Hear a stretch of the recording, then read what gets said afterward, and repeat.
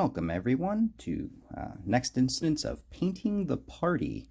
This time we're going to be focusing on the new Quest for the Frozen Flame episode, season I guess, of The Hook. And I've got our band of heroes here getting ready to face the dangers of the frozen tundra of the far north.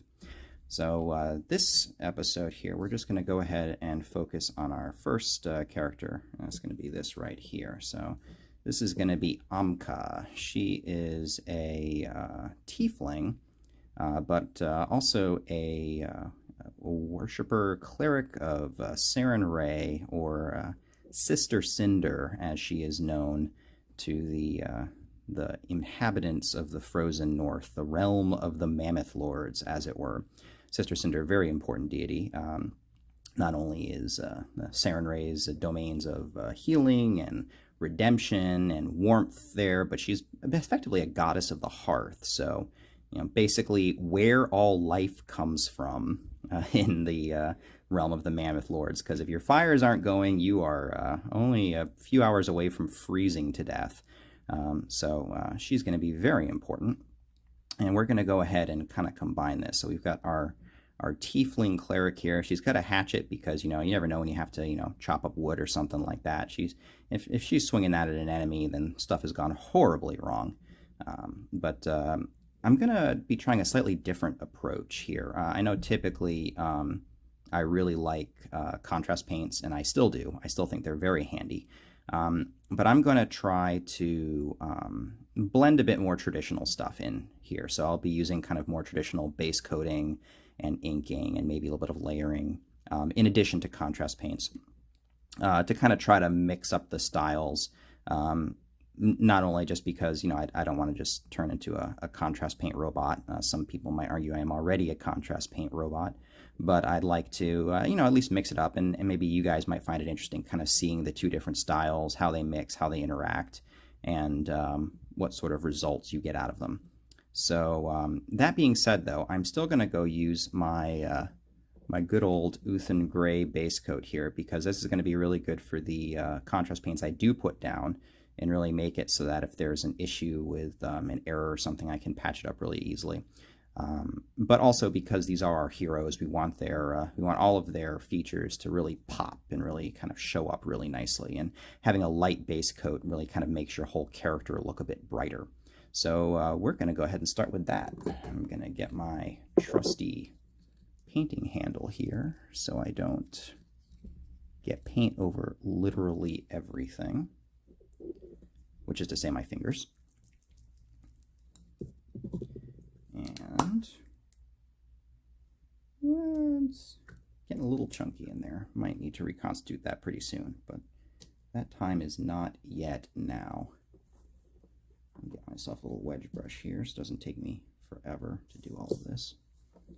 Alright, let's get to work here. So I kind of like starting at the bottom and working my way up. Not really sure why, but it just kind of appeals to me. Another interesting thing about this model here is that you will notice that the base is entirely unadorned, which means I can do whatever I want. Of course, my options for the setting to do something that make any kind of sense are basically snow, hang on, I know there's other options here. Snow and leaves. Leaves. We have forests up there. We have boreal forests, as they call them. So I could put leaves. Maybe there's a reason why the base is empty.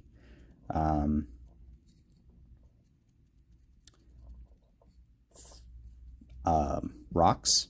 Yep, I could put rocks. Rocks could work. Certainly are limited in our choices, aren't we? Well, I'll see if inspiration strikes. Maybe I can go ahead and put something together that would make sense in a realm of the frozen north and not look horrendously boring. Can't have just 5 snow bases. Or can I? well, it would certainly draw attention to the uniqueness of the characters themselves. Certainly the inhospitable nature of the climate that they live in would mean that it's up to them to bring interesting things to it. I suppose that's one way I could explain away my lack of vision for base coverings. There we go. Almost done with this.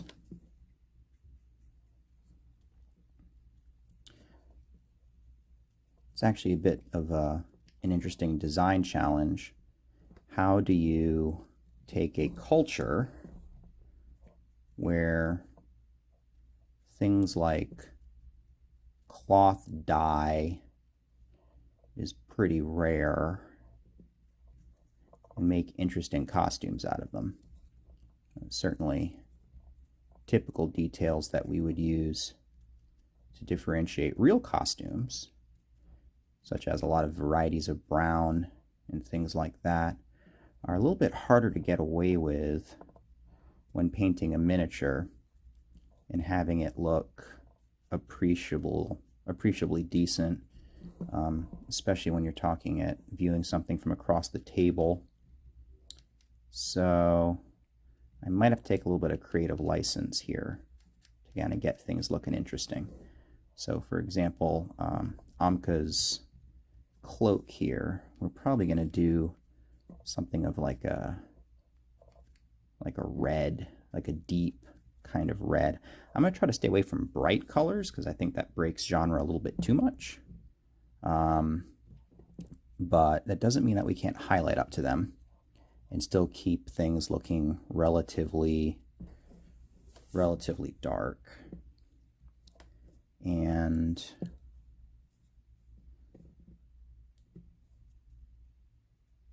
still have some nice details kind of pop up at us to look interesting.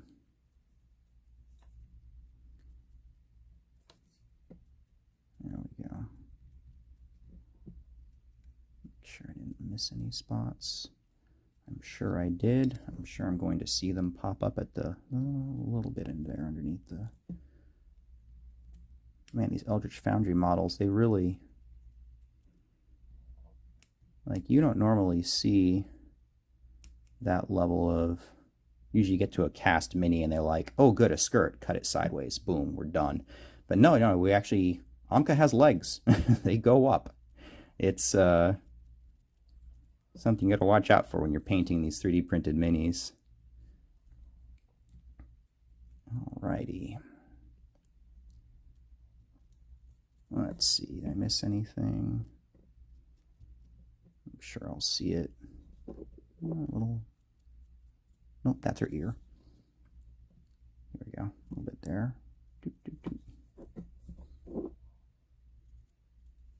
Alright, let's see. Anything else? Oh, yep. Right there. You can kind of see it on the end of her. Ha, got it. I love painting around capes. Delightful stuff, really.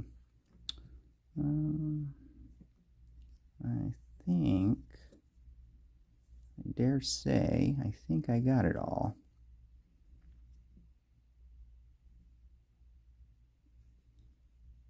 All right, cool. I'm going to go ahead and let that dry. Close this up. Should basically be mostly dry anyway, but I'm going to go ahead and pause recording, and that way you don't have to sit there and literally watch paint dry. Okay, that's probably dry enough. I think we can start working with this now. So, like I said, we're going to try to ease off on using contrast for absolutely everything.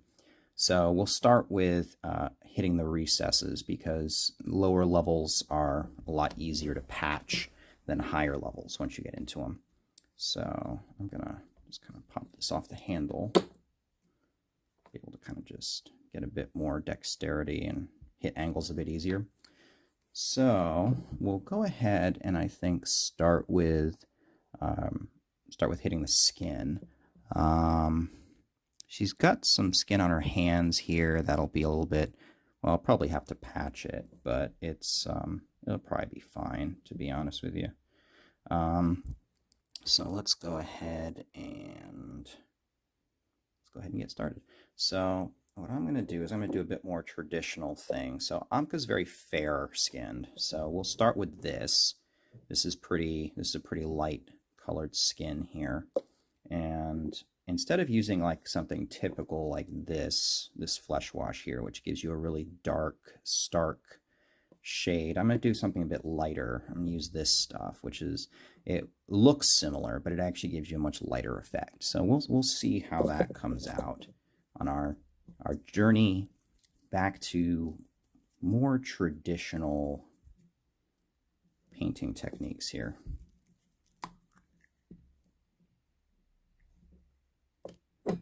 All right. So pull a bit out here, dip it in the water, thin it out, put it on here, thin it out some more. Thinning your paints, always useful.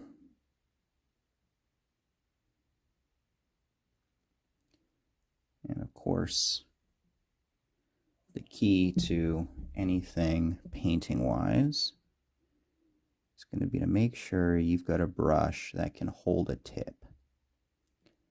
I'm honestly convinced that it's probably the only thing that matters is, does your brush hold a tip?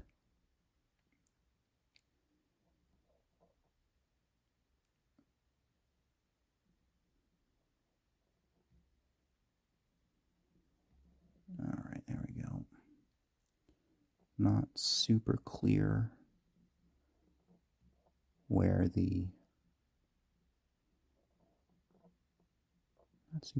her undershirt starts, actually.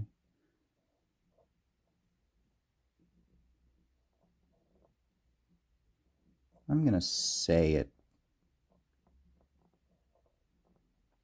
I could theoretically take that down a little further, but we'll start right there.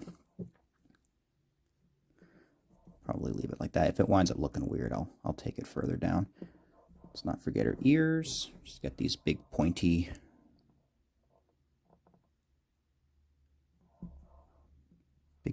ears here. Get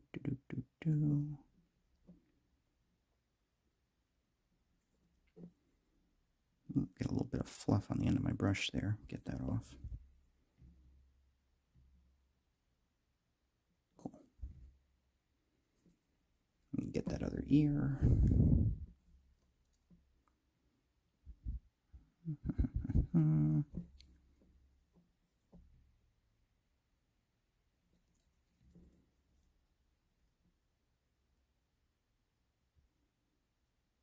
Come here, you. Okay. Good stuff, good stuff. Nice. She does have hands. Would she have gloves? Most people probably would. But there's a little element of fantasy here. Let's take a look at what she's got there. She's got like bony vambraces. Oh, I can see sort of a flare of glove there. That's sort of like the flaring of a glove. So I think she's probably built with gloves. Oh, I'll think about it. Whoops. You're starting to see the advantages of having a painting handle. So I'm going to let that dry. Let's go get her hair now.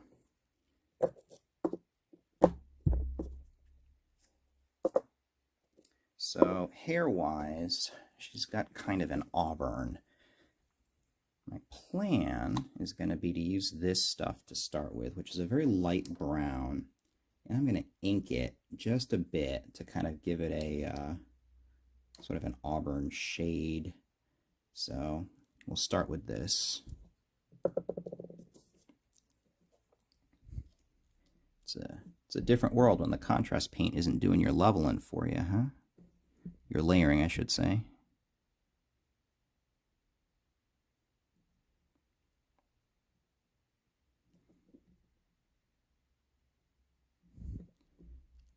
There we go.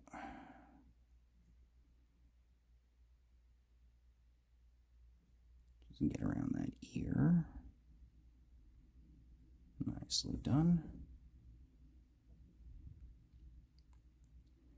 Nice thing about using ink to provide layers is that it doesn't terribly matter if you're missing some shade in the recesses, because the ink will catch it way better than your brush will. So not the end of the world if I miss a little bit here or there.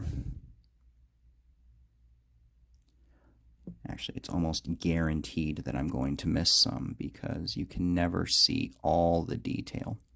There's actually a technique that I might try one of these days.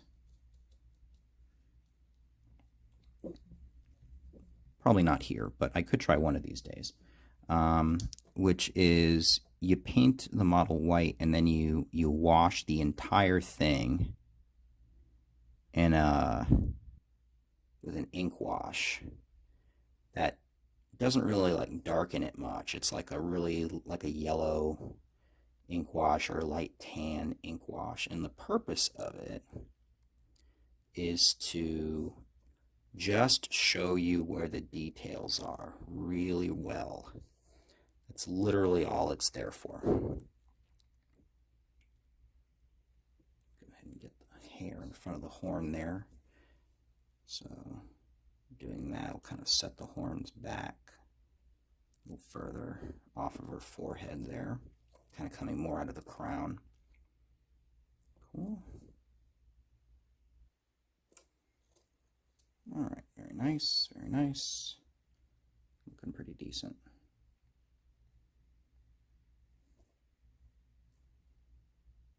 Okay. Good stuff.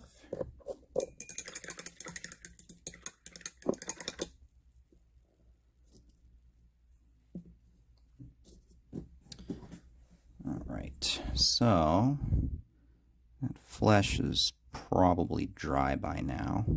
Let's go ahead and get this going here and see if my plan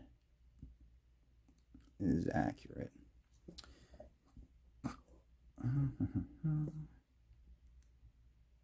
Start with recesses, a little bit along the hairline, not too much. Still want her forehead to shine up. It is a highlight spot. Just a bit under the nose, around the lips. Get pretty heavily here underneath her chin, throat, chest where it's shaded by her furs. Definitely the eye sockets, although we'll pick that out with an eye color later.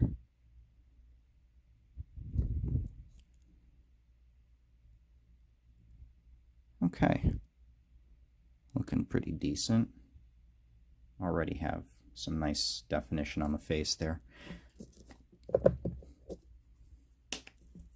So contrast paint would do that all in one go, but since we do them separately, we have a little bit more control over the tones and the degree of shading that's going to go along with that. So taking full advantage. Oop, I missed her ears. Look at me. Way too pleased with myself here. Let's get her ears. There we go. And I'm not even going to put any on the top of the ear. I'm just going to hit the inside right here. There we go. Put that over there. All right, so I'm going to leave the top alone. How's that hair looking? that hair's looking pretty dry, actually.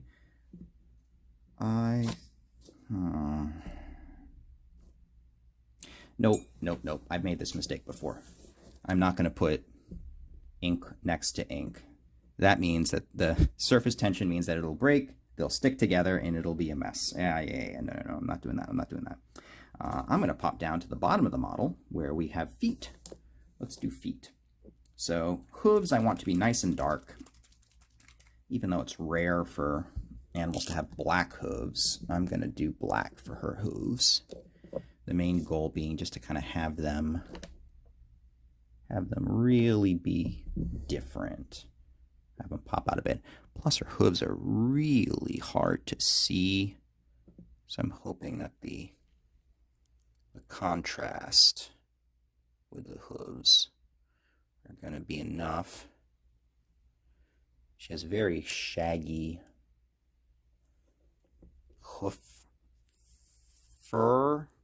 What do you call that? What is hoof fur called? Is it called anything special? I don't know. Probably is. And I'm using contrast paint for this because I just, the area is so small. I'll take the auto definition, no problem. Now I've gone up over onto the fur a bit there, and since my plan is also to contrast the fur, because contrasting fur is really convenient. So I'm just gonna grab a little bit of oomph in here, patch that spot.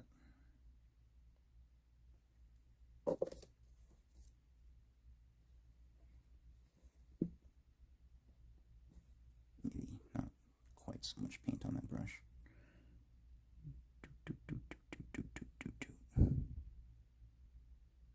There we go.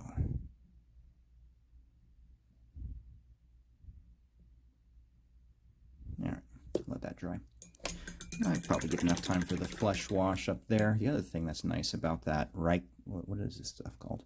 It's called Reichland Flesh Shade. Anyway, the thing I like about this stuff is that because it goes on really thin and it's a subtle layer, it actually does dry pretty quick. I think if I had used my more typical go-to here, don't worry, I'll use this later, I'm sure, for some of the other party members, but that takes a little bit longer to dry because it goes on a little thicker, so feeling pretty good about her. So let's go ahead and get this color going. So here's my experiment. I got this stuff. This is a red ink wash. So my hope is that I'm going to be able to tint her hair a little red using this stuff, but not have it be, blatantly super red. There are varieties of this, and I'm going to do a quick little test right here. Yeah, that's good. That shows enough through. So I should let the brown tone come through. Let's see if I'm right, or if I'm just about to go and have to go repaint this model. We'll find out. Oh, look at that. Oh, look at that. It worked. Oh, it worked. Oh, it's exactly what I wanted. Oh, beautiful. Oh, I'm super happy about that. There we go. Just able to add a little bit of red tint. Yet still, ooh. Kind of try to show that up. Get. There we go. Eraser brush. Eraser brush, which does not say it's a special type of brush. It is just a brush that has water on it. All right. I'll just get the last of this right here. Beautiful.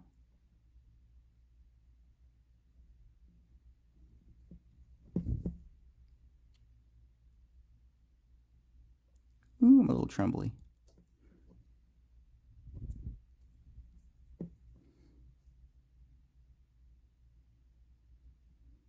Okay. Okay, beautiful. Very, very pleased with that effect. Very pleased. Now she's got this nice little red tint with her hair that That's a nice, unique looking thing. We'll see how it dries, but I'm very happy with the way it came out right now. So super happy with that. All right. Well, I am flush with success. I think I'm going to go ahead and hit those legs down there because they'll be easy enough. Where was my fur? Here we go. Going to use contrast for this.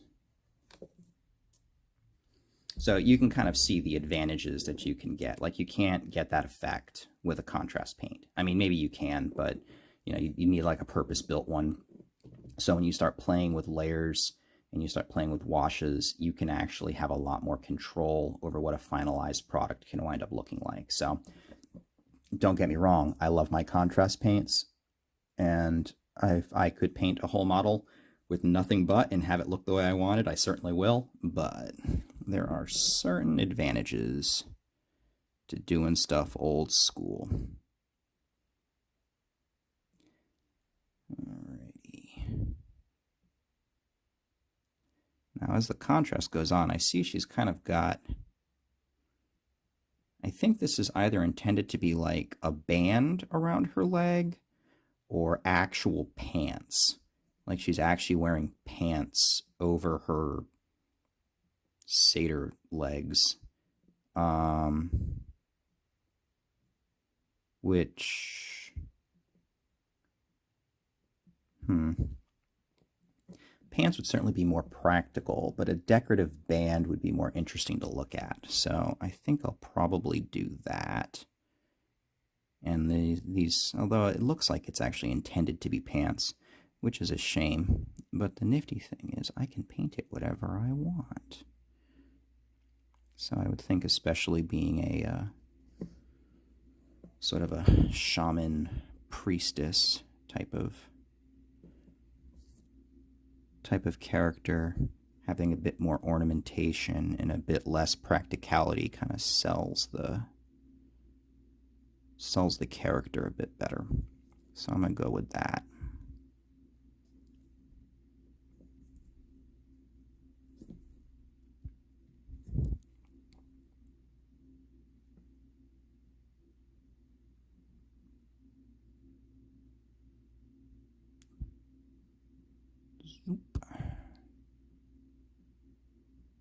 There we go.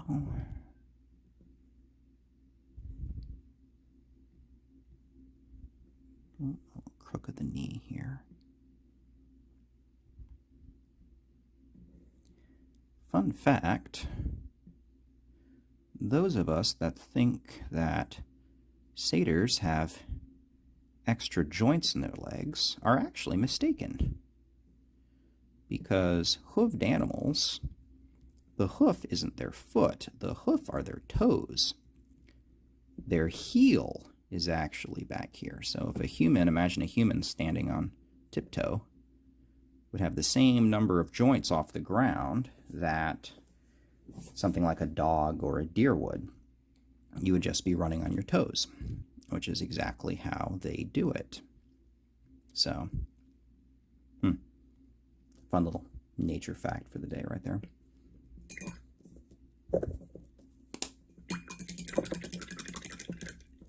All right. So while that dries, we can kind of, I think, move on to her unders here. So we've got a few different types of layers here looking at. We have her underclothes, sort of like this under the fur, under the jacket here. So I'm going to do that like a grayish blue, I think, maybe with some gray highlights onto it. And then I have her uppers here, which is this fur, this kind of fur pauldron type of thing. I'll probably have that be gray, so we wind up with this nice contrast of cool colors on the outfit and warm colors on, well, the character. So warm flesh, warm hair, warm legs, and then we have cool coat, cool equipment. The cape, I'm actually going to kind of break all of this up. I think I'm going to do this a red, but I'm going to try to make it as cool as possible. So kind of darken it down. I might have to put a few layers of shade on it and see how it comes out. I've got plans. I've got plans for it. We'll see if it works out. But yeah, let's do it. Her gear, I think I'll do a lighter color, like a khaki or a bone, to kind of make it pop a bit more. But for her unders here, let's go ahead and start doing blue. So I've got my, saying I'm gonna stay away from contrast paint. I'm using it again. This is a Ultramarines blue that should give a nice deep blue color, which should mix really nicely with a gray palette. Let's see if I remember this properly here and see what it looks like. So we'll just go, yeah, that looks good.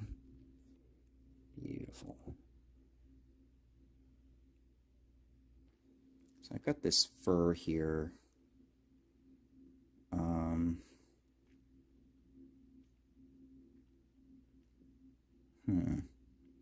I could highlight gray on the fur. Or do I want to do...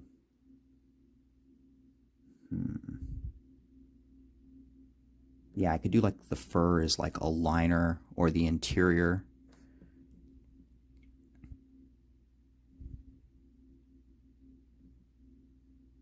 Come on. There we go. Trying to see where the coat ends and the gear begins. A little challenging sometimes. She's got these belts that go across, but they're not really attached to anything, so I'm just going to call that part of the under and not part of the gear. And I'm just going to kind of go up a bit to where it meets her chest.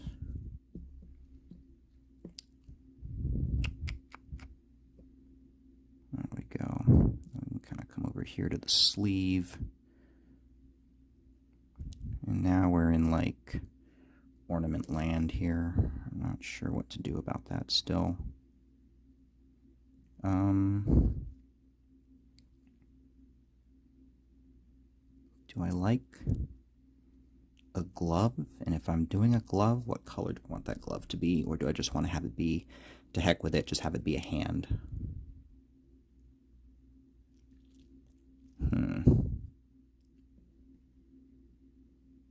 Yeah, I'm probably in favor of having it be a hand. I think that's gonna kind of carry the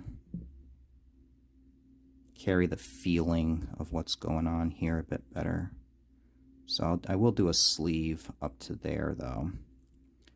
And this is gonna be bones. So probably just leave that. Are those bones? Man, that looks just a little bit, looks just a little odd.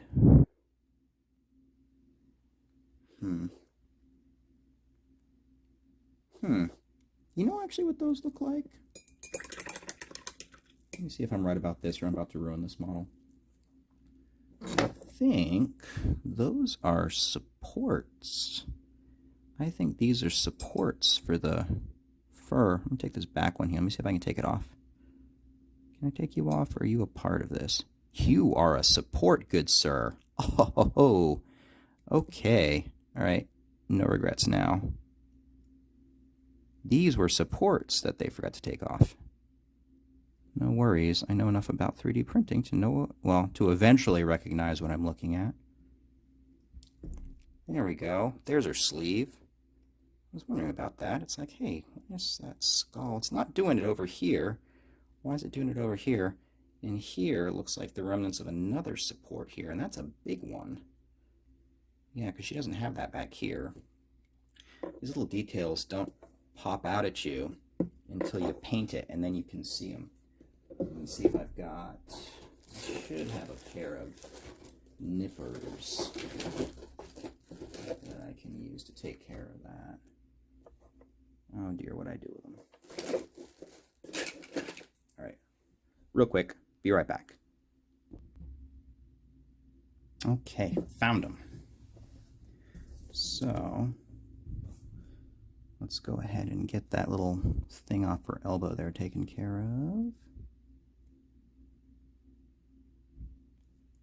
There we go. Much nicer. Gives you way more access to the side of her torso there. Beautiful. Beautiful. All right. Yeah, I didn't even notice that until I started painting. Okay. Open this back up.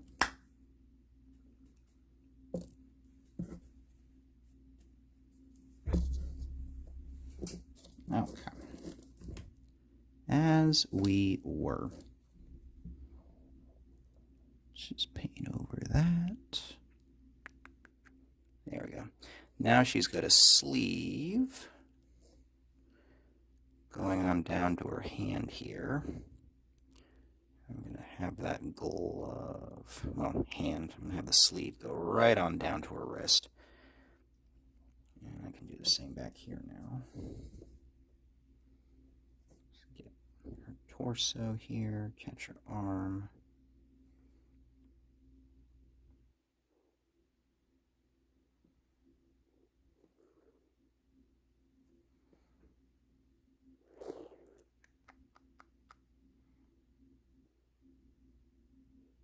A little bit of a mispaint there, but that's fine. I can clean that up. And the reason I can clean it up, well, actually, I'm not even using contrast paint for her skin, am I? So I can literally just paint right over that. So nice little bonus there. Okay. Nice, nice, nice. Looking pretty good.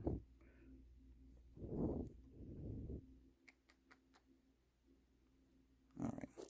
Now I get to do the unenviable job of painting underneath this cloak. Gotta love cloaks. They look super cool, but man, sometimes they just complicate things, you know?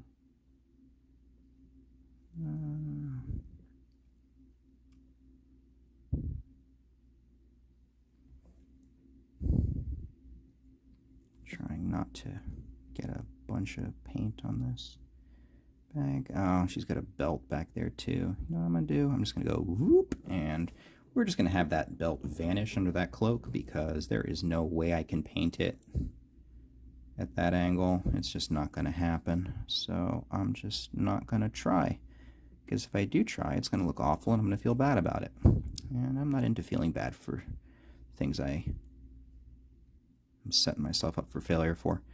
All right, and so here we have the underside of the skirt.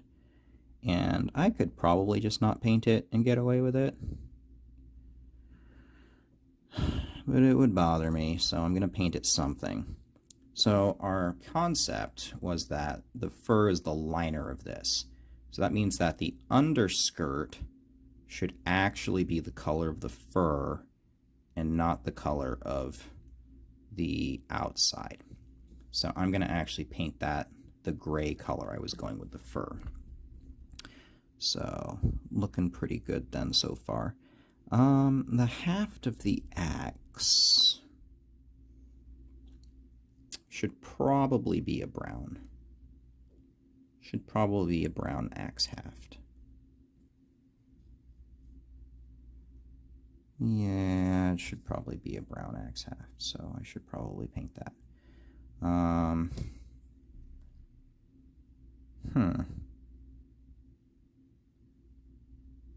How ambitious do I feel?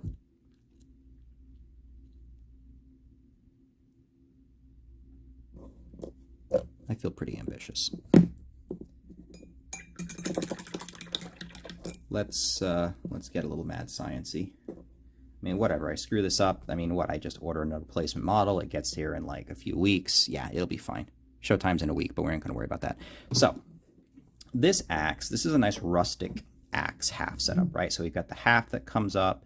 We've got this this nice crossover tying, but this looks nice and clean. Like this is actually a forged axe head. And I don't want it to be a forged axe head. I want this to be like a stone axe. So I'm just going to carve away at it and try to make it look a bit less finished. Like this thing was a piece of rock that we went and tied up. Like this is either going to be a stone axe or a bone axe. Ooh, it's flexible. Look how flexible this resin is. Eldritch Foundry boys have got some interesting resin that they're working with. What sorcery is this that they're using? Normally, like look at that. I shouldn't be able to do that.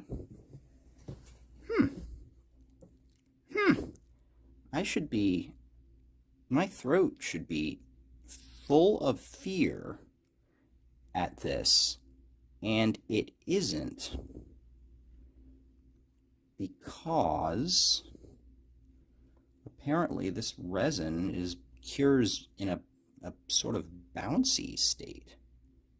I'm trying to support this axe here because even though the resin is super bouncy and forgiving, I don't trust myself that much. I'm just going to nip away at this a bit.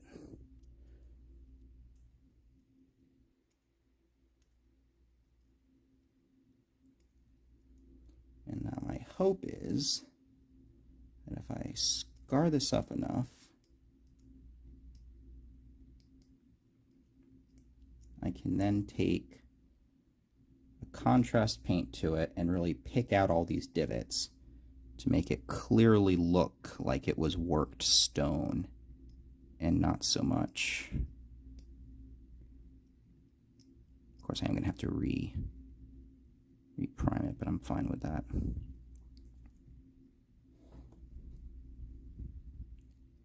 This is a little bit of mad science-y stuff here.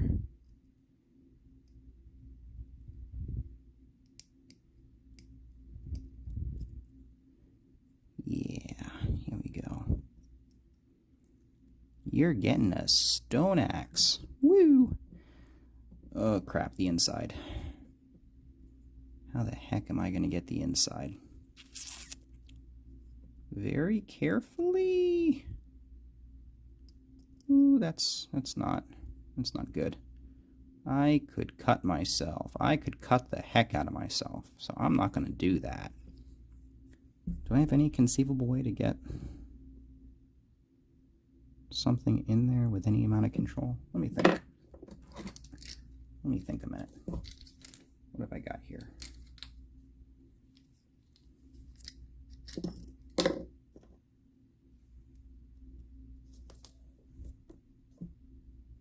I got one of these.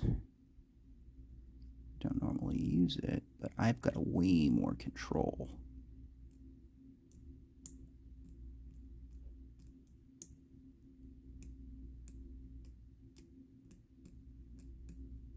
I'm digging with the corner here to kind of make divots.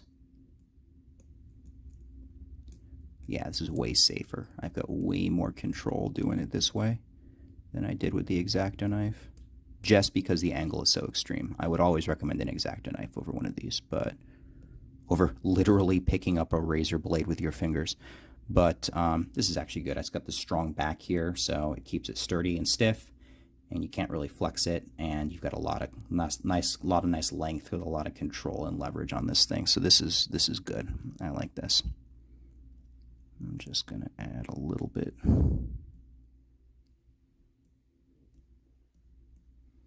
Also, the X-Acto knife is actually sharper. It's got a finer edge than this thing does. But when you're cutting soft resin, it's good enough. All right, nice. I'm pretty happy with that.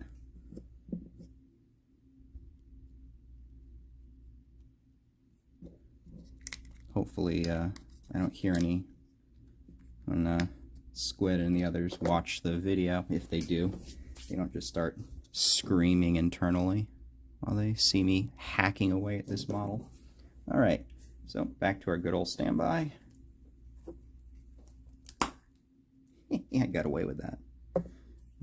Visceral thrill of modifying. Sorry, converting. That's what they call it. So I'll put this white back on over it, and no one can tell that I went rogue. If anyone asks, we'll just keep the fact that this wasn't originally a stone axe between you, me, and like the 14 views that this video will get. There we go. There we go. Cool. Let that dry, and then I can kind of start with the bone axe head. All right, so now comes time for the haft. Got a little distracted there. So for the haft, I want this to look different than the fur. So I'm not gonna do the same deal that I did with her feet here. I'm gonna go ahead and grab this. And the goal is going to be to darken this thing up, kind of like almost like it's been oiled. Because when you've got a wooden implement that spends a lot of time out in the elements,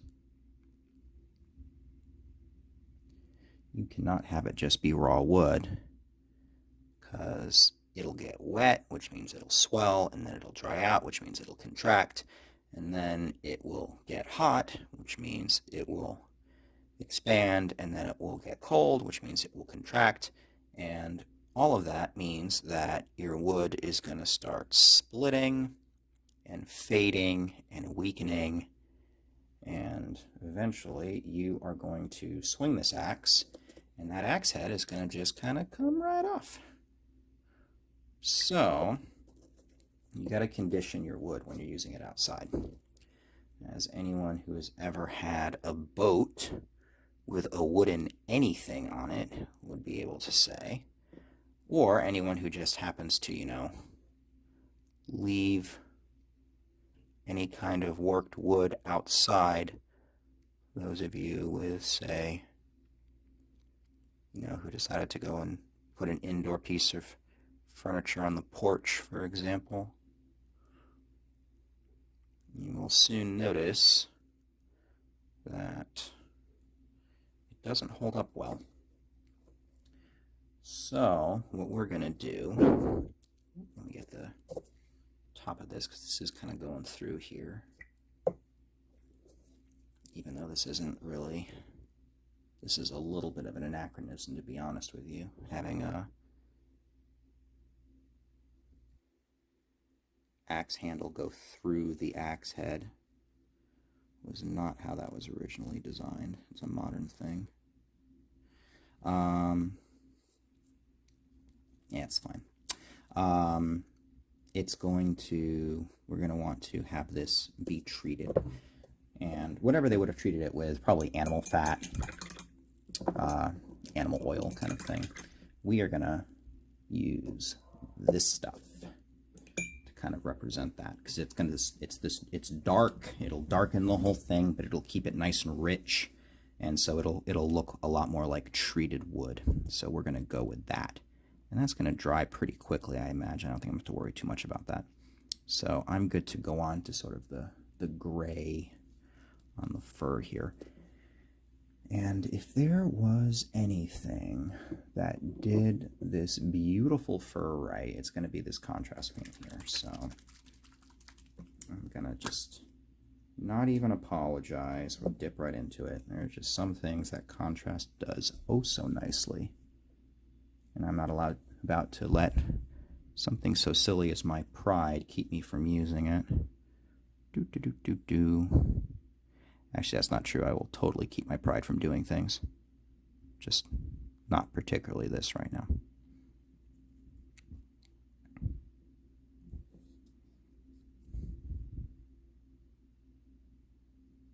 Beautiful. Get her skirt here.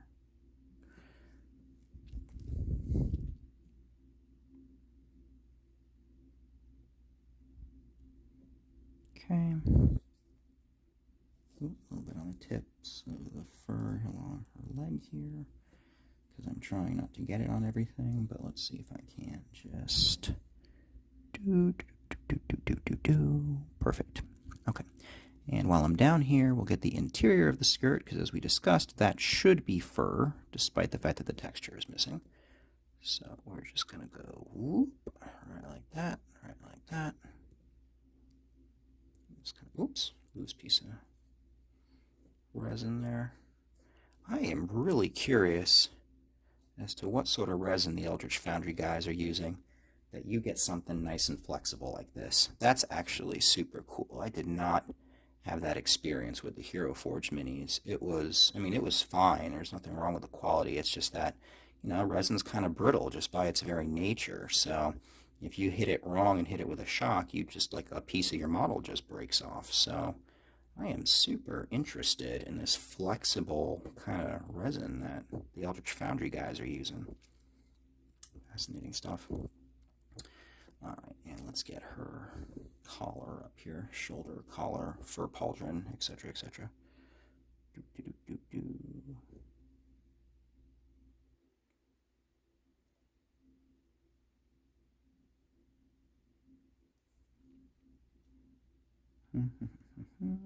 Don't bleed onto the cape. At least not too much.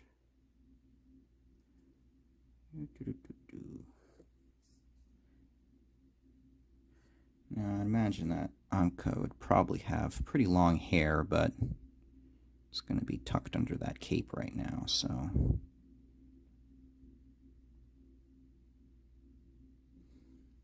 There we go.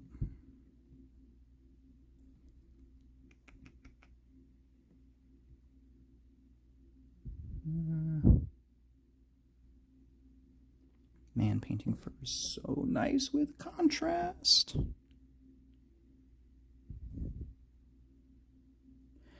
I really like those videos of people who are way better at painting than me. They're talking like, you don't need contrast, you've got so much cool stuff. And it's like, yeah, technically you're right. You know what, you've got way more control over the shade and the effect, as we demonstrated with Amka's hair. But you know what? Sometimes you just don't want to spend 8 hours painting a model. Nice, pretty good so far.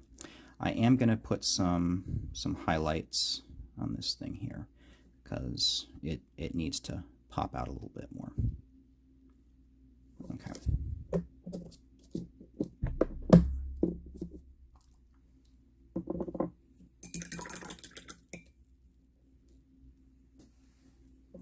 All right, let's go ahead and get that axe handle. So I just need a drop of this. Honestly, I wish I could use less than a drop. Let me see if I can just... Yeah, that's all I need, really.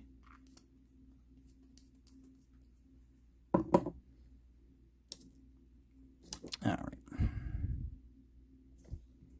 We're just gonna... Wait a minute. Do I have this wrong? I do have this wrong. I don't want to use that. I don't want to use the flesh wash. No. I want to use this. This is what I want to use. Remember I was talking about different inks have different levels of shade that are built into them? This stuff, this shade right here, might look the same, but just compared to the ball red, it's as dark as paint. It is incredibly dark. You need to use this stuff very sparingly, or you use it unless you want something super dark, which is exactly what we're going for here. So we're going to put this on here, and it's going to give us this nice oiled sheen over the wood. This is what we want. I almost used flesh wash on it. Good thing I dabbed it out first. I was like, wait a minute, this doesn't look right. Okay. Have to work around here and try to get at all the nooks and crannies.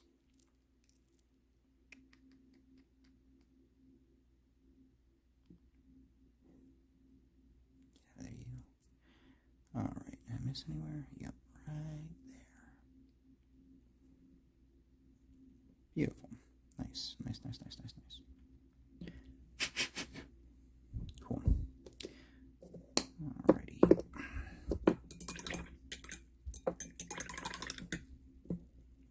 Now then, as for her cape, I know we're going to do red on that. So we're going to do this. We're going to use this, and we're going to try to darken it down. And I'm going to first try this ball red here to see if that will do what I want. I thought, did I have, actually it would be really good if I had like an equivalent of this brown ink, but in a red.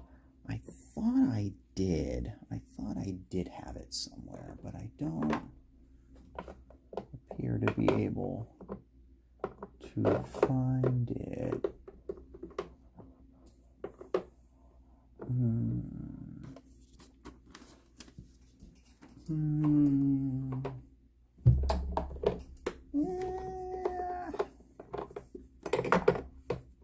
Yeah, I don't know where it got to, or if I even ever had it in the first place. My mind sometimes makes things up.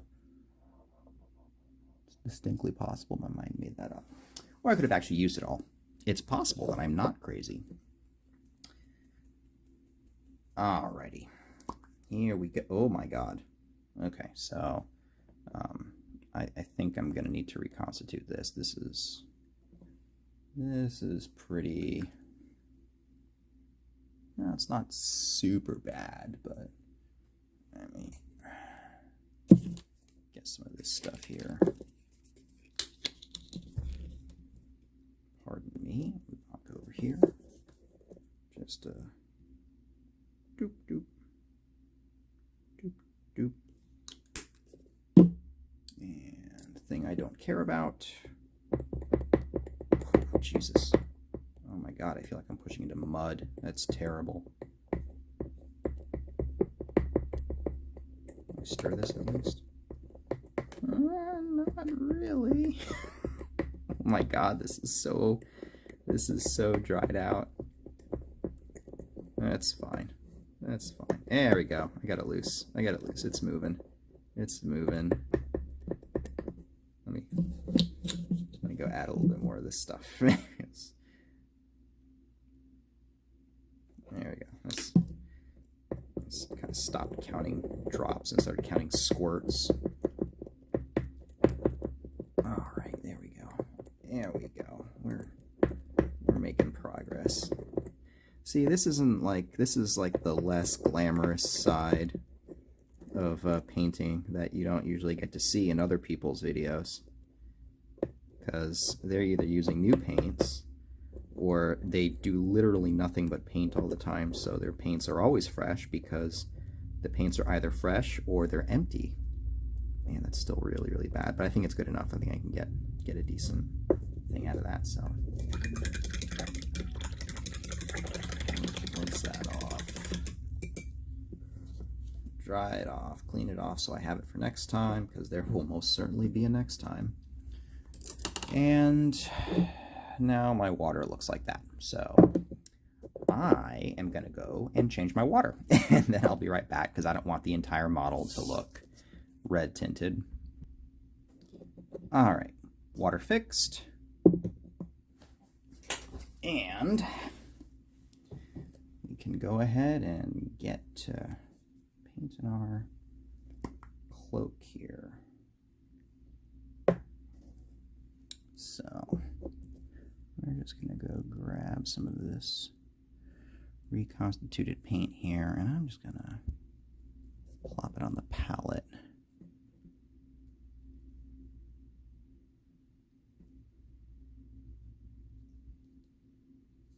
Oof, brush got completely soaked. Not what I wanted. Get that off there before it dries. Protect your brushes.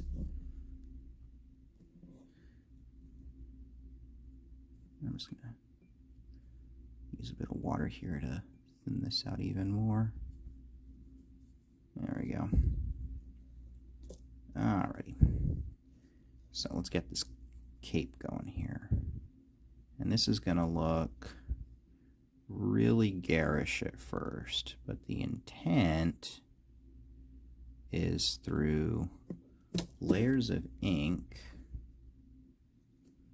to darken it up to the point where it actually complements the overall presentation.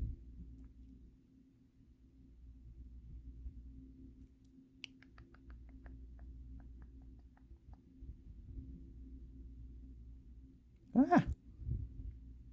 It's okay. I can patch it. I can patch it. It'll be all right. Don't get a little bit too carried away now. All right. Do.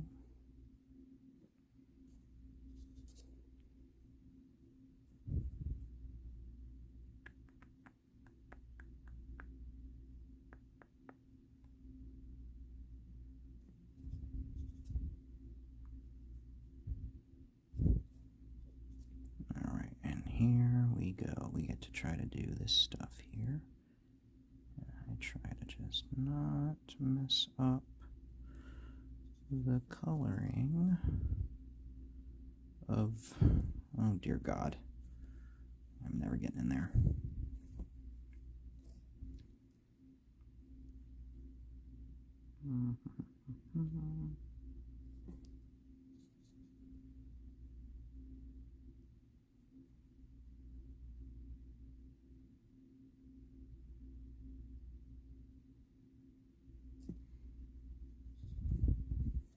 I'm just gonna plop, plop, plop.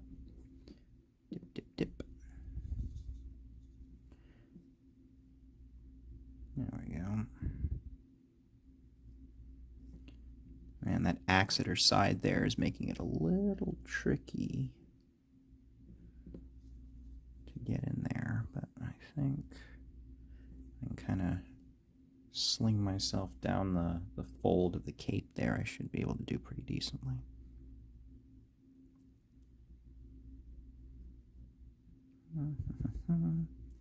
Yep, that's working. And I can see the Barris back. Don't let perfect be the enemy of good, Nick. Oh my God. Can you even see that on camera? Can you see that? Oh, you can't see it. I can see it. I can see it all right. Well, you can kind of see a little bit of it right there. Yeah, you can see that part of the axe haft, which I need to patch. But there's a bit of the cape back there, but man, it is just, oh, it's dangerous. I don't think I can get it without completely wrecking everything around it. So let's handle the things that I can actually hit. First, let's get this back up. The nice thing about this is it's way in shadow, so it's not the end of the world if it doesn't work out.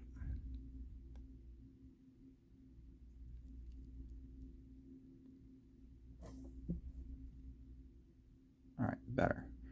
Hand got a little nipped, but that's okay because I can just paint over it. Like you do.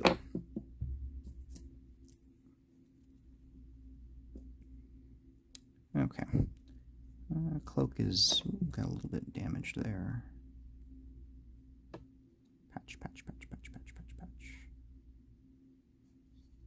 Glorp. There we go. Need to be a little careful. Did I get it on my fingers? Yeah, right there. Okay. There may be some people who can paint a miniature and not get paint all over their fingers, but I am not one of those people. All right, now then, we are going to hit the belt. Let's hit the belt. We need to clean that belt up a bit first because I am going to be using a contrast on it. I'll save this for the cloak until it dries. So let's go clean up that belt a bit.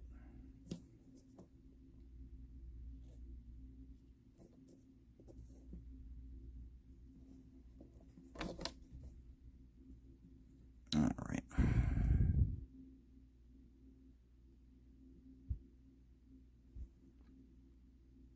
Clean up the top of the satchel. Right over there. I think I saw a dab of red on the back of it. A little more paint. There we go. And the back of that satchel got hit pretty good. See if I can't get back there and fix it.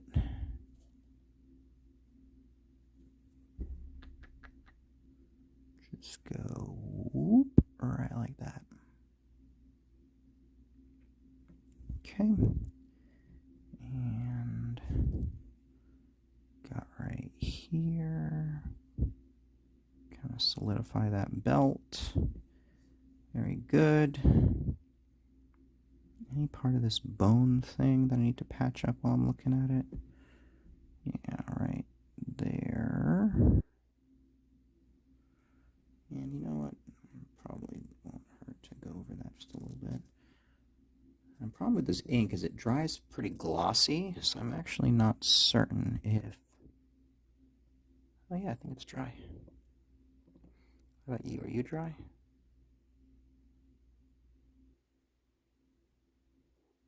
You look pretty dry. Yeah, so that's what I mean when I say it gives this nice oiled, this dark oiled look. You get that nice shine on that axe haft.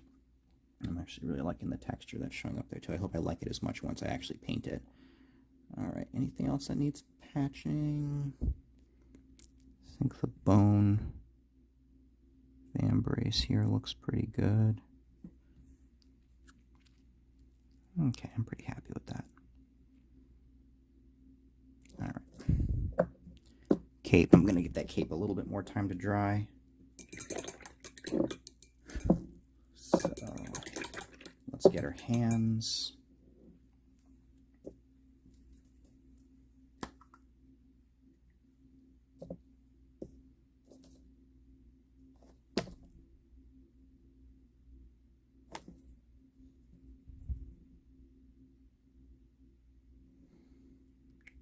There we go.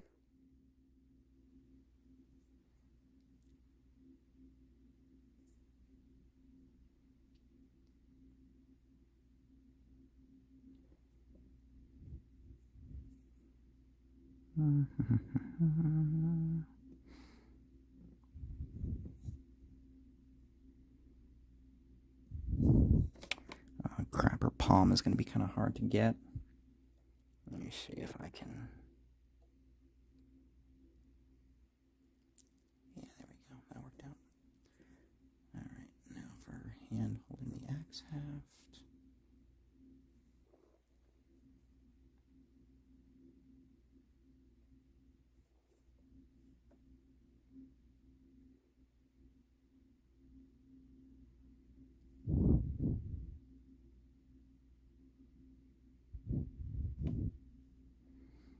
There we go.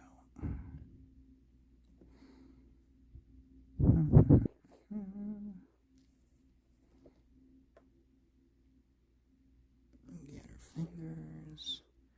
And then we've got a thumb right next to her thigh at a really awkward angle. Ha! Gotcha. Alright. Good, good, good.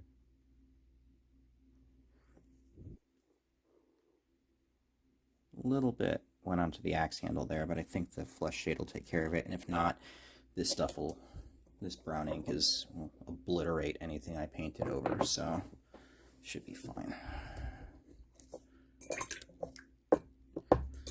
Alright, so let's get to washing this cape. So I'm going to use something a bit more broad here. I'll use this wedge brush.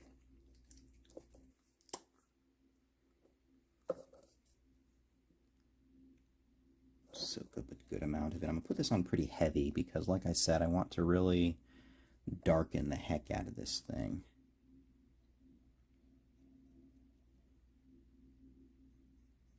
And of course you can kind of see it flowing into the recesses there and picking out that.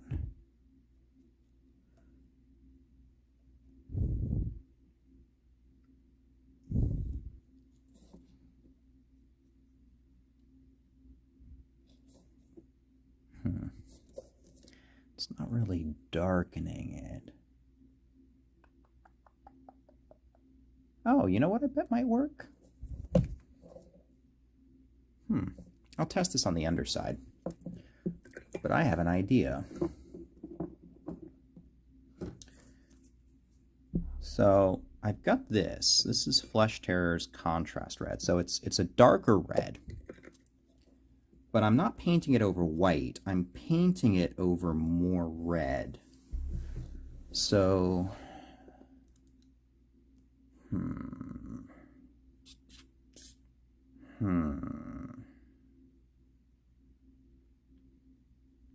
maybe what I need, I don't know, I feel like I'm really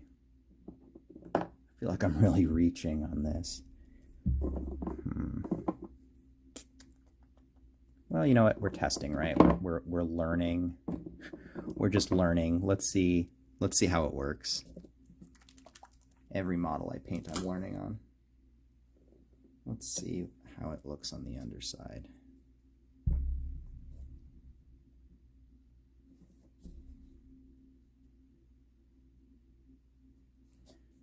Definitely darkens it, but it's still very, very red.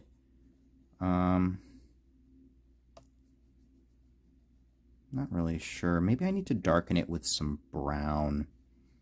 That might work. I might need to darken it with some brown. Oh! I got just the thing. Our good old standby. Devlin Mud. I'll bet you that'll do the trick. I'll bet you that'll do the trick really nicely. Of course, I've gone and inked the heck out of that, so I'm going to wait for it to dry a bit before I slather this on it. But Devlin Mud should do nicely. It should really make it look a lot earthier, get a lot more depth to it, and it should dull that color down. Not nearly as intensely as this. If I wanted to go nuclear option, I could go ahead and use the brown ink, but I mean, my goal is not to...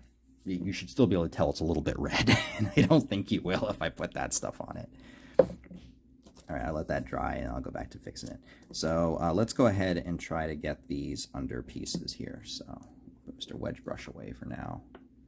Let's grab you, my old trusty standby, and I've got my good old standby skeleton horde. And for those of you who have watched my previous videos, you will know that skeleton horde... Oh dear, I just put a fingerprint in that. No, I got lucky. Skeleton horde not only does good bone, which is, you know, kind of what it's named for, so you would figure, and as I put this on the bone here, you can kind of see it does a pretty good job of picking out that bone on the vambraces there, as well as back here. Doop, doop, doop, doop, doop. Doop, doop, doop, doop, doop. And seeing as how this is going to be a... Do I want this to be a bone axe or do I want this to be a stone axe? I think I want it to be a stone axe. But it also makes a spectacular khaki. So, for this sort of lighter colored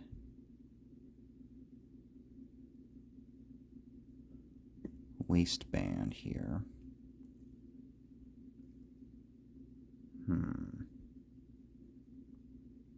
That's a little bit too light, if you ask me. It'll do good for this bit, I think. And for the belt, but I think I need to darken that up a bit. Yeah, I definitely need to darken that up a bit. Thankfully, I have just the thing. While we're talking contrast paints. What I do with it now, of course. I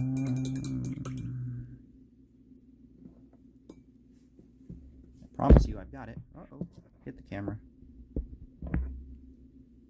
Ah, here it is. Snake. No, that's the same thing. Okay, wait a minute. You go over here, and it's called snake bite leather. I assure you I have it. I have painted it before. Where the heck? What did I do with it? No. No. No.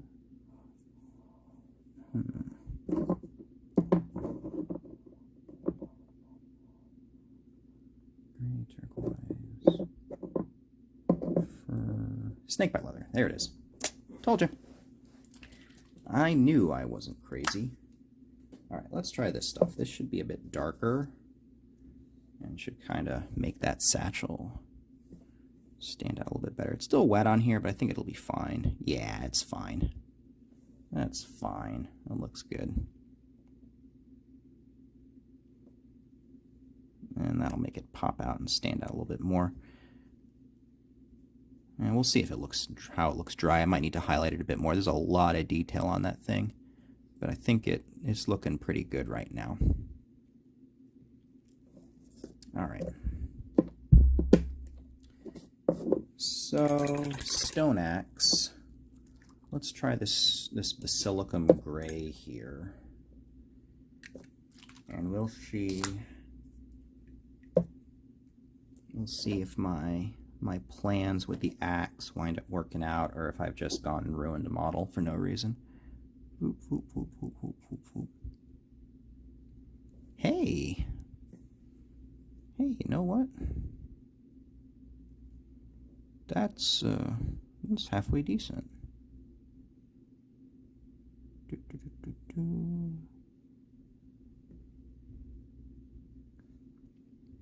Yeah, you can kind of see the gouges I put in it pretty decently. Not super well. I need to lighten it up a little bit here. Let me just soak some of you away. There you go. You can kind of see the striations in the stone a bit better. Yeah, there we go. I like that. I like that. That's pretty good. And this cross piece, this leather piece, I'll paint that something. Yeah, there we go. Looks a lot more like worked stone than the smooth, forged axe blade that it used to be. All right, I like that. I'm happy with that. Cool. Alrighty, so I think the time is up. Let's see if Devlin Mud can go ahead and save my vision here for how I want the cape to look.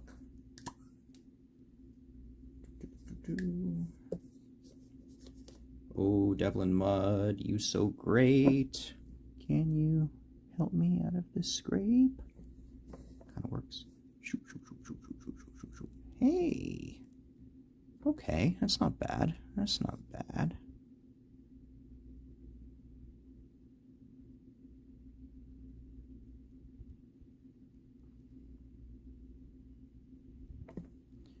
Definitely picking out the creases a lot better with this.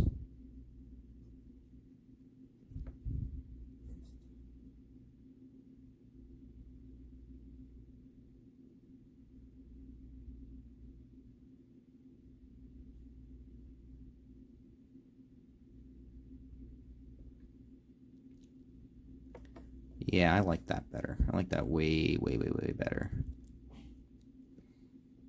I'm going to be pretty heavy-handed here because I really want to darken this up. But I'm so far pretty happy. So I just kind of get a hint of the color. Nice. Very, very nice. Very, very, very nice.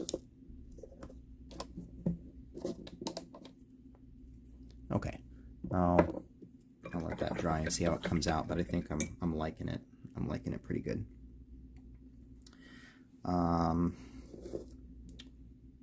Those hands are dry, so I can use more of the flesh shade here to hit those hands.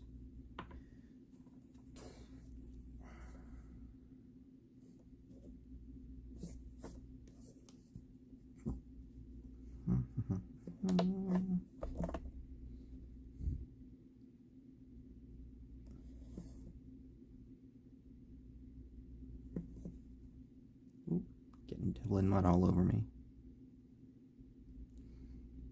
It's okay. It'll just make my finger look better. Because Devlin mud just does that. It just solves all problems.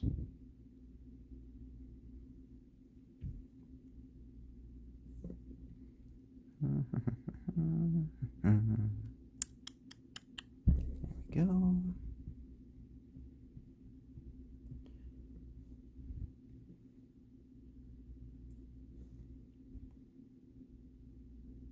Nice. Very nice. Her face is looking, yeah, it's pretty good. You can see the shadows. You see the definition.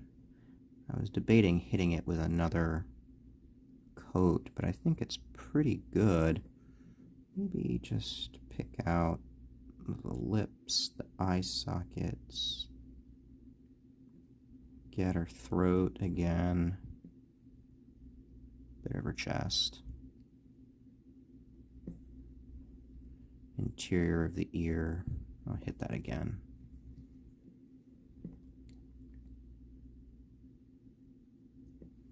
There we go. Make it a little bit more stark. All right. Good stuff, good stuff. Now then, let's see. Let's talk highlights. Let's go ahead and highlight that tunic a bit. So this stuff is called Thousand Suns Blue, but it should have enough gray mixed in with it to be a pretty good highlight and not stick out too badly. So let's grab a little blop of it here, and I guess here works, that's fine. Water it down a little bit here. Okay, so let's go ahead and pick out some highlights here. So bottom of the skirt is going to want some, where it pops up, we're going to have kind of the underside of the belt loops, top of the bosom a bit, hit the belt a bit more going back, more belt. On this side, we've got a spot there. Definitely going to want the elbow. That's going to stand out. Top of the sleeves here. Top of this area to kind of help differentiate it. Crest in the center. Want that bright. This sleeve, less so, but still going to hit that elbow.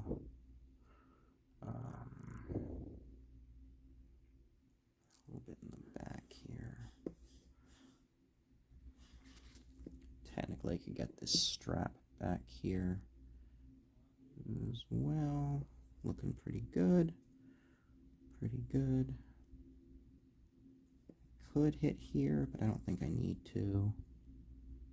That satchel's looking pretty good. Actually, I think I'm pretty happy with it. Okay.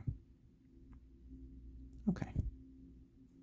Pretty decent. I actually might want to take that up a little lighter. I might want to go maybe an ice, just to really add some definition. Let me see how I feel. Because one thing that you risk when you're doing something that has a lot of subdued colors is it looks great when you hold it right up here in front of your face. When you look at it across the table, it just kind of all blurs together and you can't see anything. So I definitely want to avoid that. I want to be able to see this thing across the table.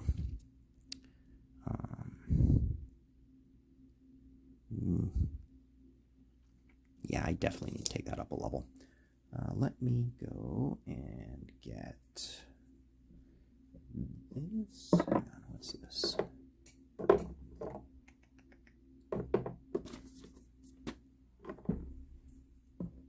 Yeah, we'll use this stuff. Nice and bright.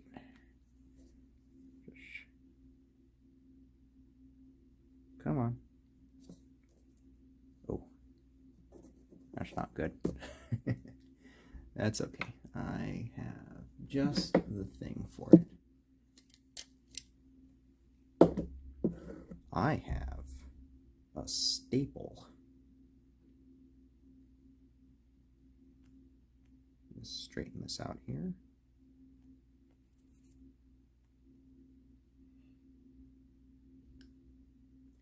A little bit of, get the coating off of it. Voila, I have a paint cleaning tool. So I'm just gonna, yeah.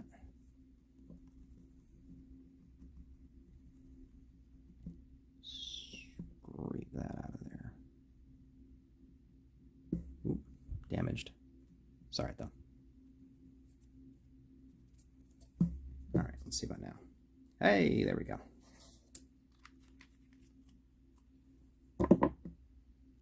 All right. Now the trick is going to be doing this in such a way that I don't get too crazy with it. So again, let's try this. Shapes. Yeah, there we go.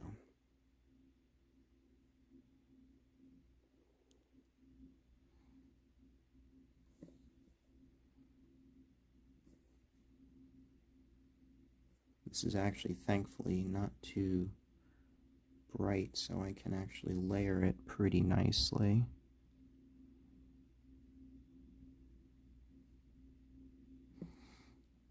And don't worry about a stray brush stroke, just obliterating everything that I've worked on.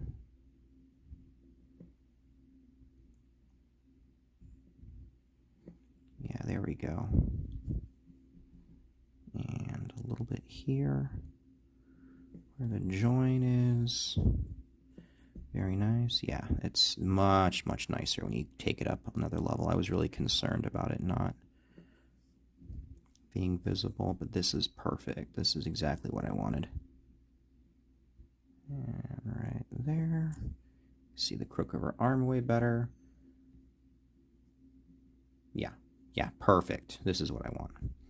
And just a little bit on the underside of this belt. And I can get this one too, right back here.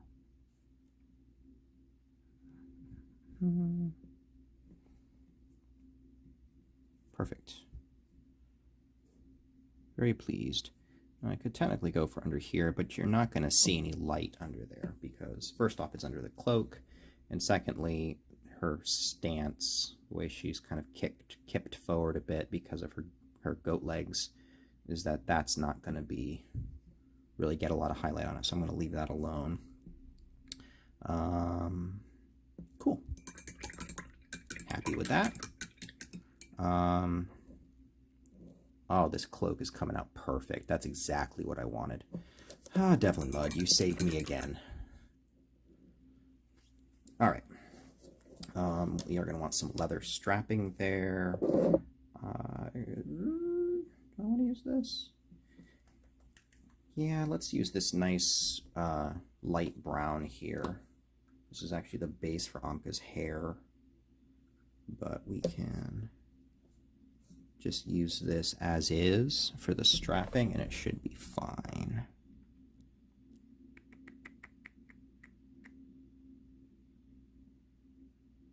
There we go.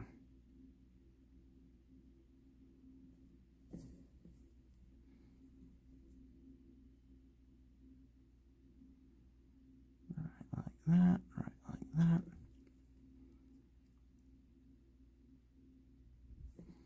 Right like that. And the inner side.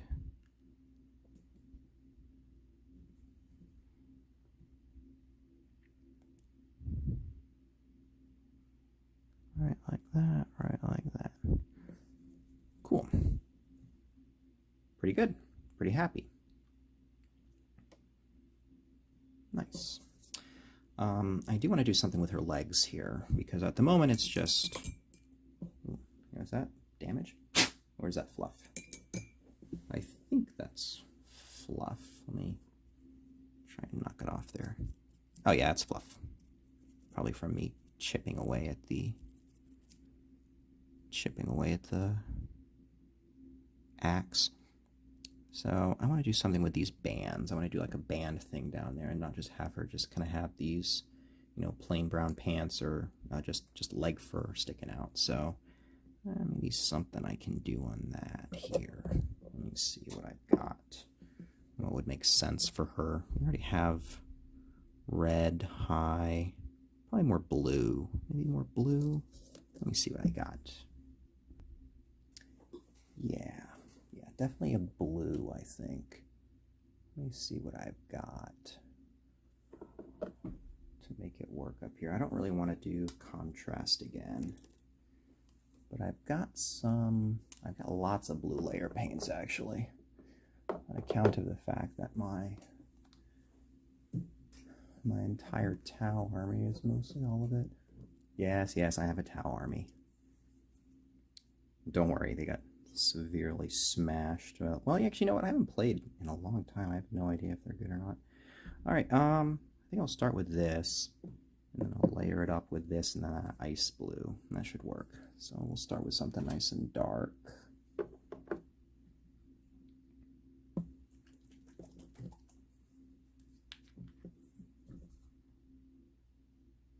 Oh, that's like almost like a...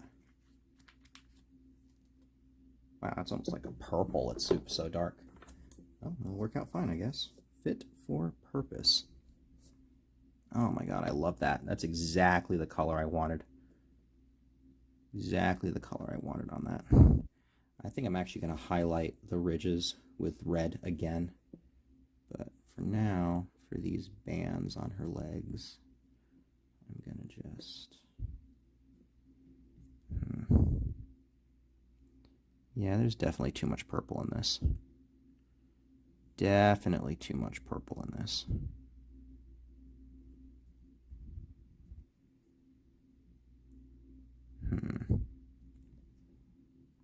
Yeah, don't like it. Don't like it. I guess I'll go back to start with this. It's a bit more of a more straightforward blue here.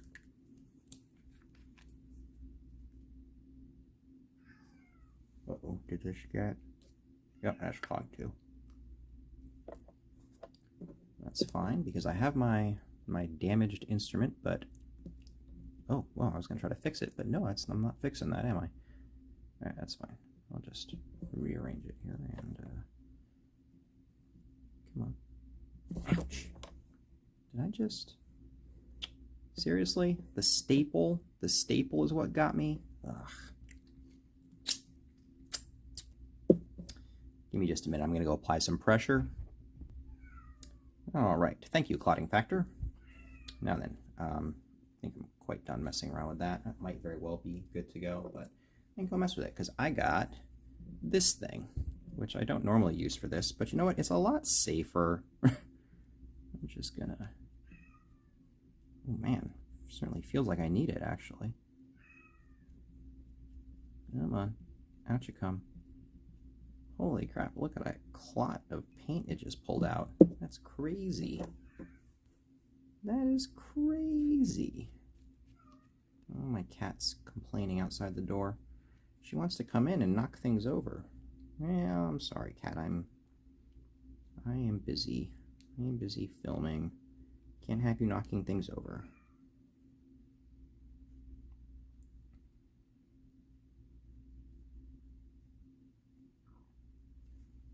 Okay, there we are. Now, this should come out.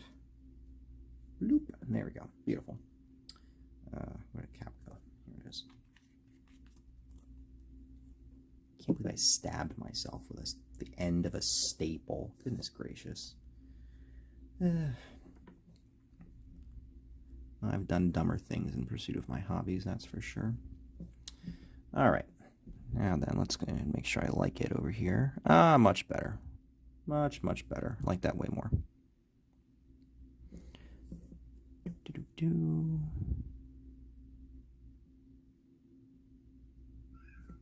I'm just gonna go put this blue right there. We are not gonna ask. We're a bunch of nomads living on the tundra. Got all this blue dye. No, we are not. Not gonna ask that question. Yep, that's dry. I can just paint right over it. Lovely thing about painting with acrylic is if you don't like the way something came out, you just paint over it. Asterisk contrast paints don't work that way. You have to base it. You have to rebase it first. Boop. Okay. Good stuff.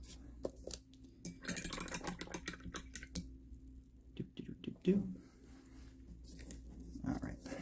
How's that? Is that dry? It's pretty dry. So I'm gonna go and get a nice bright red.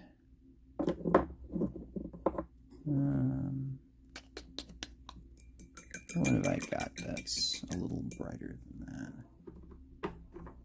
No.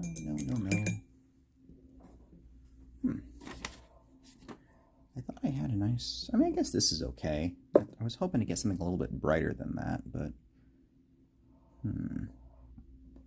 Oh, maybe you? Yeah, you're a bit brighter than that. Right there.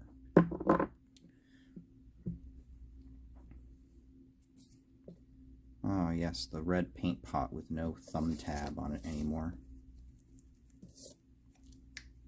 That's fine. We're just gonna open carefully. There we go. Like that. And I'm going to just pull this junk off so it does not get paint everywhere.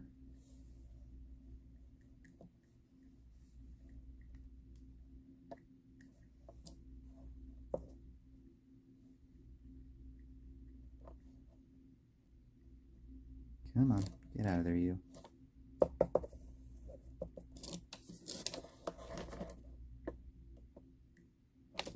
I could probably worry at that all day, but I'm not going to.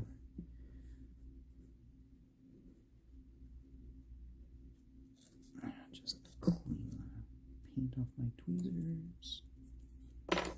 Okay. Because that looks... From this distance, that looks boring and brown. We still want it to be, we want to be able to tell that it has that red tone to it. So what I'm going to do is I'm going to highlight it with the red. And then that way, you've got kind of the suggestion at a distance that that's what you're looking at. So even though you've got this umber here,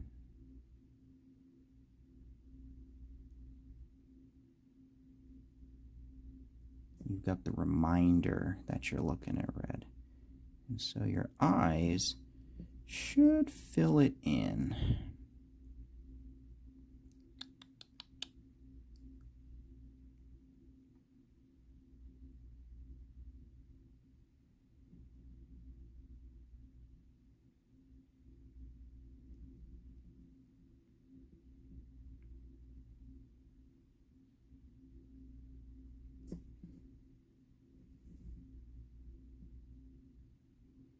Right like that. And of course, we'll hit the corner here.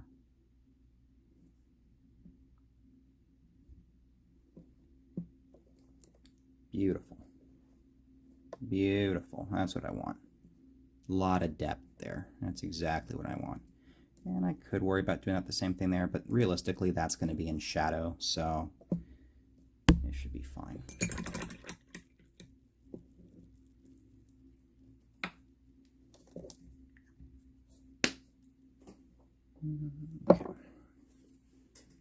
Very nice, very nice. Well, dang, Amka's looking pretty good, I have to say. Got good texture on there. The fur, of course, looks amazing because contrast paint did it for me. Cloak looks great. Nice. Let's get these leg bands polished up here, which I think is just going to involve... It's pretty low. We probably don't have... Oh, I've actually even still got some wet paint right there on my palette, so I'm just going to take advantage of that.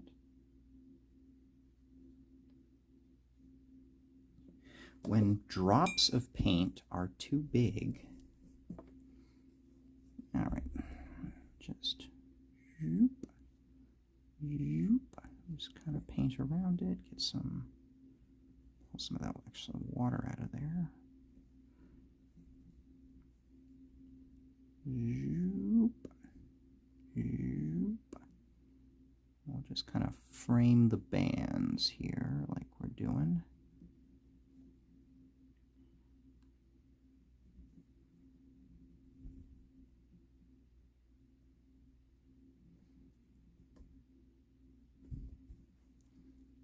All right, like that. And swoop. Whoop, whoop. Nice. Very nice, like that. All right, feeling pretty good about that. So let's get our eyes now. So we're gonna need that, and Amka's eyes are actually this piercing ice blue. So we're gonna start with a little bit of you.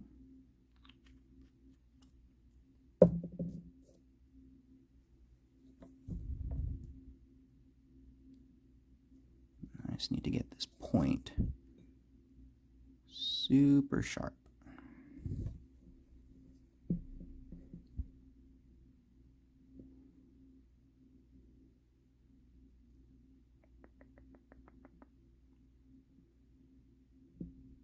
There we go. And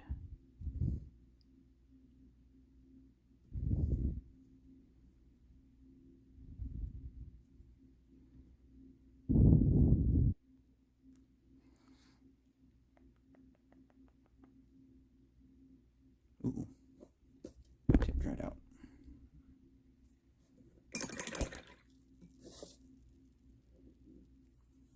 Try this again. Do.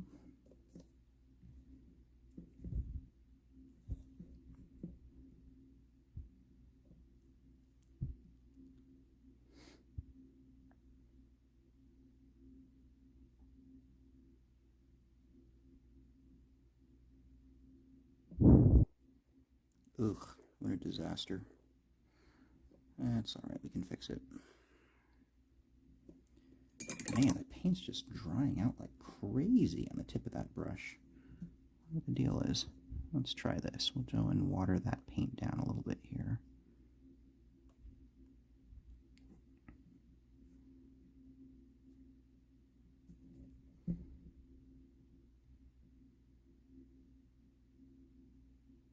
Oh God. Help! Help! It's all right, we got this. We got this. I'm just gonna clean that up a little bit.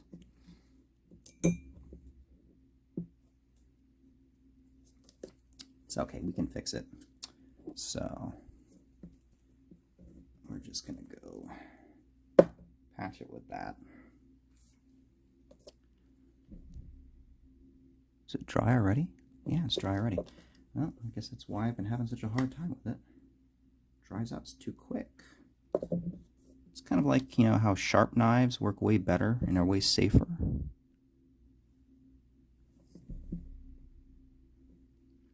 Alright, let's go fix this.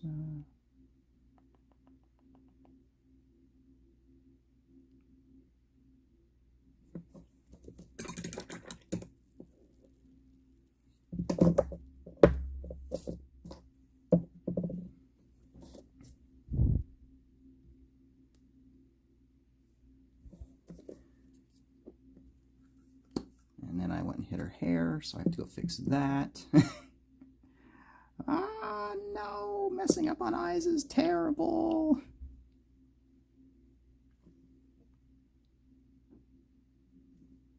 Of course, the thought that occurs is, why don't you paint the eyes first?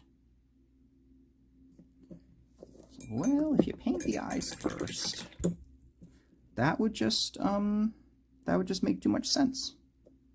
Just make way too much sense. Okay. Okay, better. Better, better, better. Let me try painting the white now.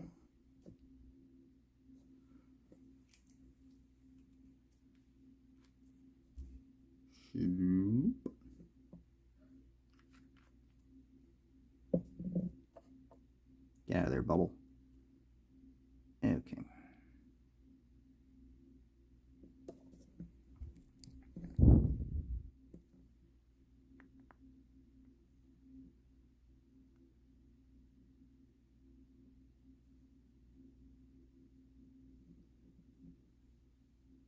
All right, a little better.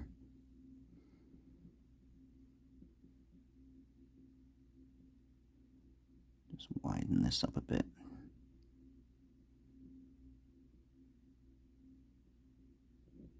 Man, why am I having such a hard time with Amka's eyes? Something about him.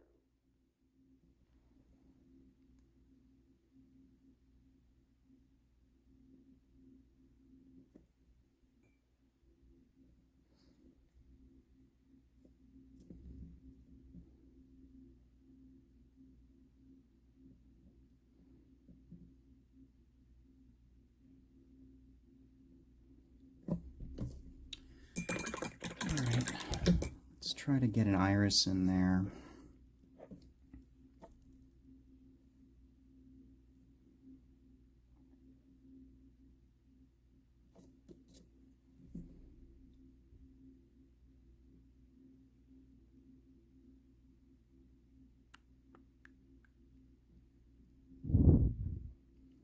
Okay, so she's looking in that direction. Okay, not bad. Kind of got her looking in the same direction at least. Pretty happy with that. Let's go and clean up now. So, patch hair with this. I have never had, well, I shouldn't say that. I have had this much trouble with eyes before, but not for a while.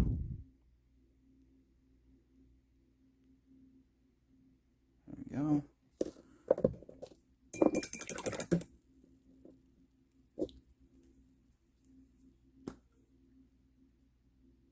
Patch skin with this. Whoops.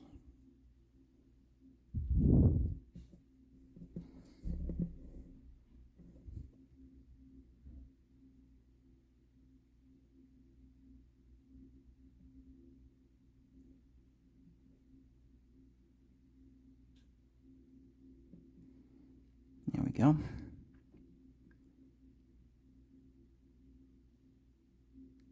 There we go.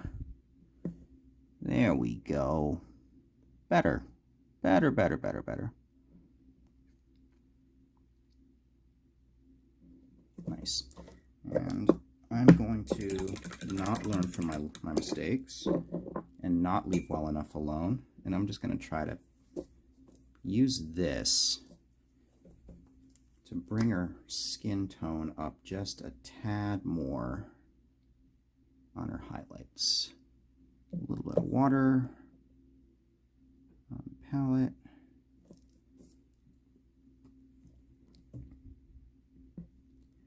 And we want to hit her, first get that fluff off of there. We want to hit her nose, forehead, chin, cheek, cheek,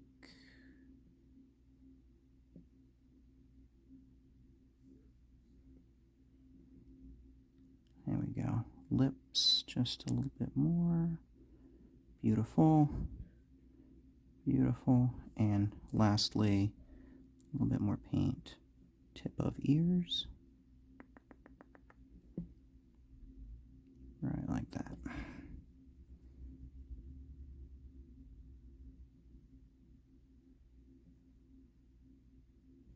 Right like that. Nice. I can also hit the very high points of her hands here. Just right like that. Knuckles back here. Like that.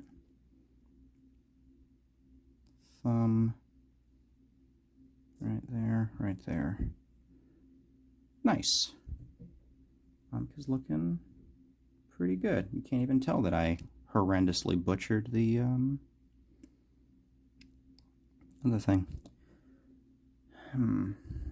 She could probably do with some shading. I'm not going to worry about that. One thing she does need, though, is some eyebrows. I think that'll help make the eye pop a little bit more. So, let's break this out again.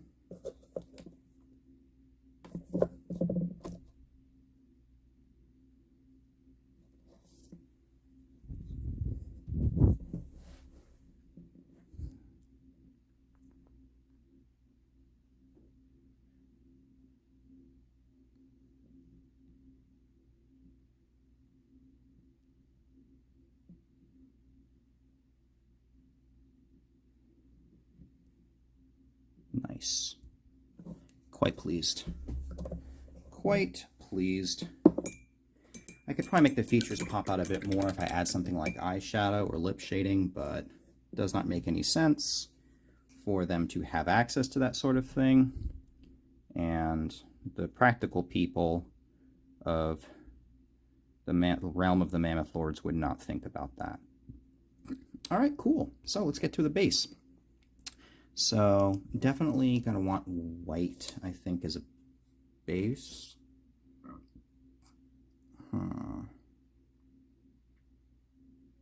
No, this is Tundra, which means base is going to be brown.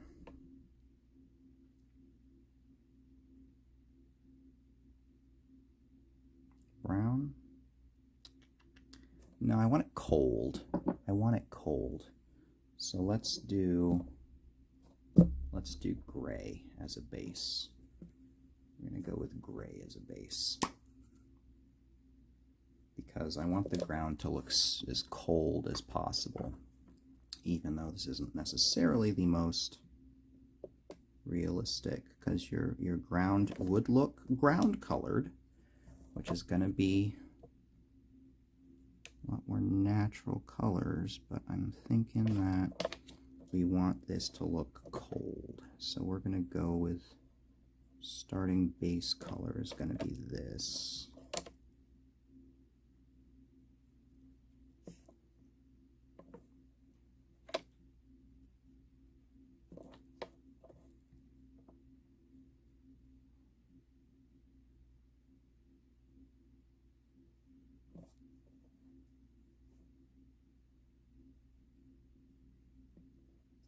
Oops, back here you.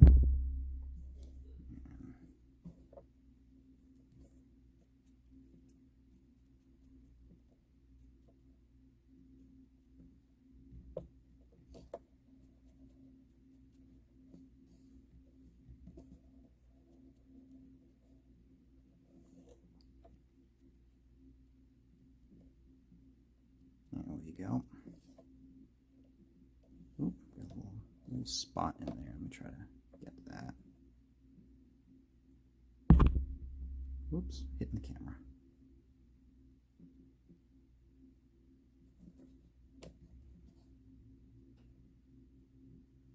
Okay. Let that dry. And then what I think I'm going to do is I'm going to put snow over it. And it just so happens that I've got this stuff.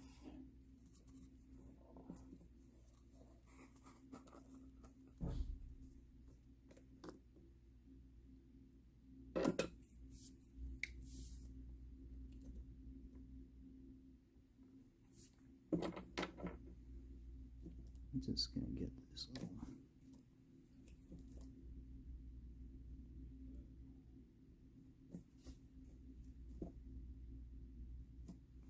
All right. So the thought is we're going to put down a layer of snow on that. So we will go ahead and get our trusty white glue here. Move her over here for now.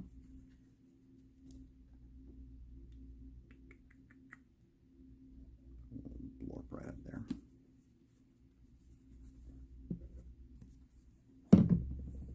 Alrighty.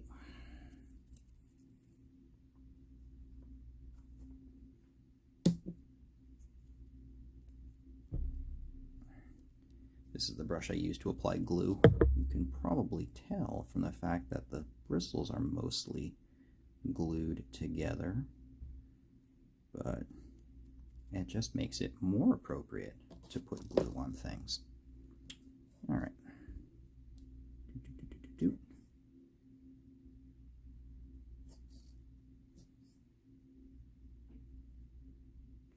Some people like to water this down. I found it doesn't really matter. I mean, you can thin your glue down a bit, I guess, if you really want to, but nah, it doesn't really seem to do much.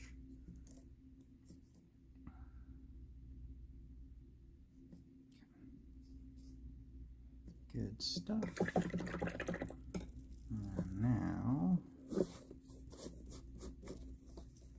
just gonna zoop, zoop.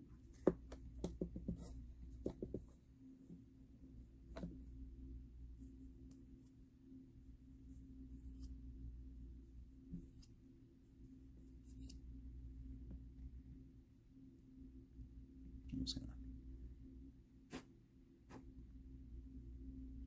just get snow on the floor there. All right, so that's kind of a light dusting of snow over tundra.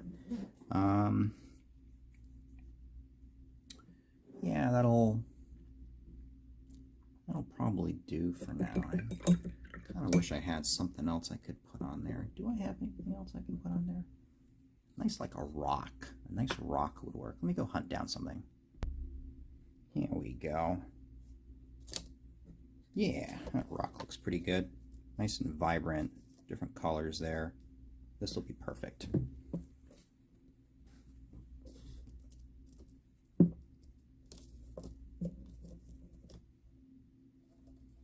So, just gonna put a big old blorp of glue right there. And I want that.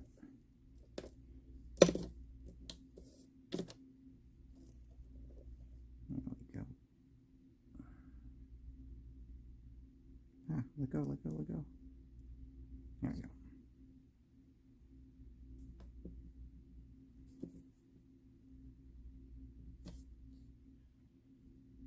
Perfect. So that looks a bit nicer. Have some features on the base there, not just have it be plain. All right. And lastly, I haven't forgotten about it. She has horns. And I think this will be perfectly fine for those horns. Nice warm color, goes well with the warm skin and the warm hair.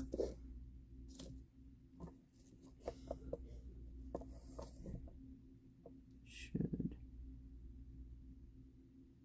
be perfectly fine.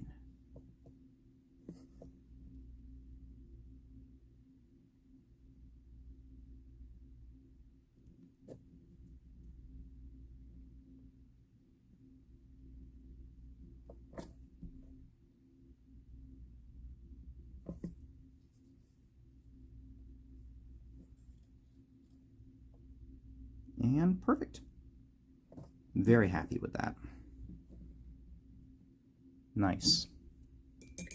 Well, thank you all for watching. I hope you enjoyed it. And stay tuned for getting the rest of these beautiful characters done right over there, coming up on next videos. Thank you very much. Have a great day.